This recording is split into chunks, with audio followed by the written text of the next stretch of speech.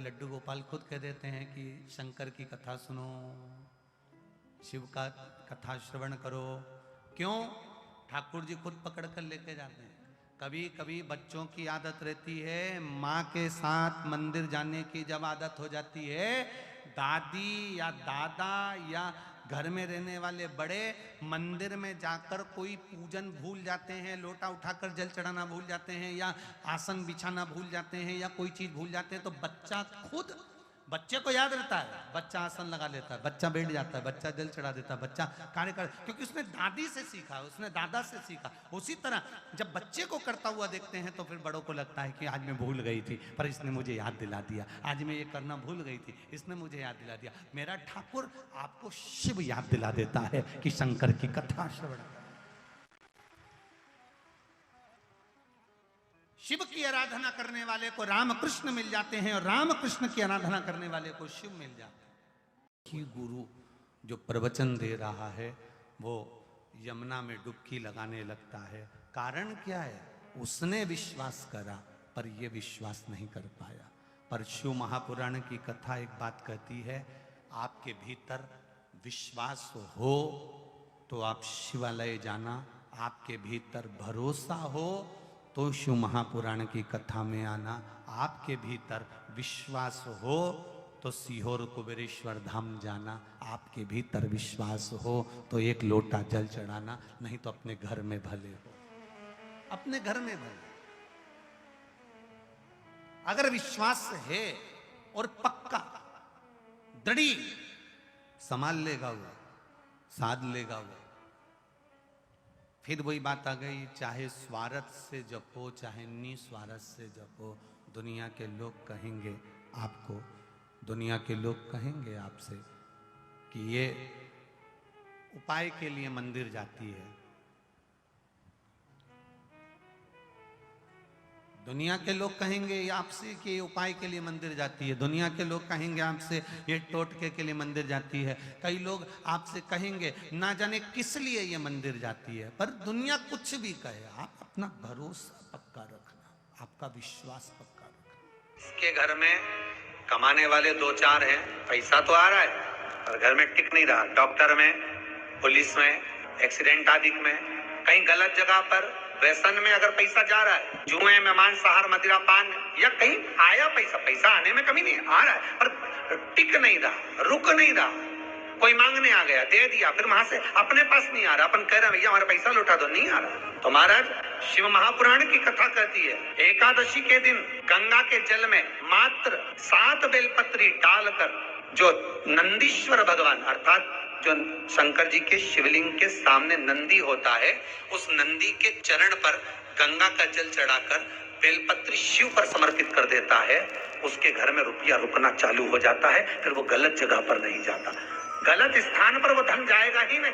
बेटा अगर व्यसन में पड़ा हुआ है, मदिरा पान में पड़ा हुआ है, मांसाहार में, जुए आदि में जा रहा है, तुम्हें लग रहा है कि मेरा बेटा गलत मार्ग पर जा रहा है, ये मित्र दोस्ती गलत हो रही है, वो सही जगह पर जाए। कई लोग इसको धन के लिए भी करते हैं, संपदा के लिए, संपदा के लिए अर्थात जिसका व्यापार नहीं चलता, जिसके घर में पैसा नहीं आता, या नौकरी नहीं लग रही, या सर्विस नहीं लग रही, आप अप्लाई कर रहे हो, जगह जगह जाकर इंटरव्यू भी दे रहे हो और पैसा नहीं आता, तो उसके लिए भी प्रयास किया जाता है। पर उसके लिए यहाँ पर जो धन के लिए करते हैं, उसके लिए विष्णुपति के लिए करते हैं। मतलब जैसे गंगा के जल में तुलसी के 11 पत्ते डाले जाते हैं। कितने पत्ते डालते हैं? 11 तुलसी के पत्ते डालते हैं, और उसको किसी भी नारायण के मंदिर में, राम कृष्ण शिव शंकर नहीं, राम कृष्ण भगवान विष्णु दत्त आदि जितने नारायण के मंदिर हैं, उस मंदिर में किसी भी पात्र में, एक छोटे से पात्र में उसको भरकर रखी आते हैं महाराज, उससे भी जॉब, सर्विस, नौकरी में सफलता प्राप्त हो जाती है। परंतु वो भी एकादशी को ही होता है। कुछ देर तक पात्र को रखा जाता है, फिर वही पात्र का जल किसी भी वृक्ष के नीचे डाल दिया जाता है, उससे भी नौकरी के लिए फायदा मिलता है। शमी की पत्ती, शमी वृक्ष का जो महत्व पहले कहा है, शमी वृक्ष की पत्तियां अदालत में या कानूनी कोई प्रोसेस के अंतर्गत कानूनी कोई कार्रवाई हो गई है या कोई अटका है काम, तो शमी की पत्तियों को एकादशी के दिन 5 जगह पर चढ़ाया जाता है उस कार्य को निपटाने। पहला अशोक सुंदरी की जगह पर। अशोक सुंदरी की जगह कहाँ है आपको मालूम है, पहले भी बताया। जैसे ये शिवलिंग है, ये जलाधारी गोल, उसके सामने ये चरण, बीच में जो एक मोटी सी लाइन होती है वो अशोक सुंदरी की जगह है। तो अशोक सुंदरी की जगह पर शमी पत्र को चढ़ाया जाता है। अब शमी पत्र अशोक सुंदरी की जगह पर एक स्थान, दूसरा शिवलिंग के ऊपर, तीसरा जहां शिवलिंग रखा है, जहां शंकर का शिवलिंग रखा है उस कटी भाग पर शमी पत्र को चढ़ाया जाता है। चौथा, नंदी का जो चरण उभरा उठा हुआ दिखे वहां शमी पत्र चढ़ाया जाता है। पांचवा, शंकर भगवान के मंदिर के द्वार पर शमी पत्र चढ़ाया जाता है। केवल एक ही बार चढ़ाना चाहिए, जिस कामना से चढ़ा रहे हो, जो अदालत में कार्रवाई चल रही हो या कोई प्रशासनिक परेशानी आ गई हो या कोई काम अटका पड़ा हुआ है तो उसके लिए चढ़ाए।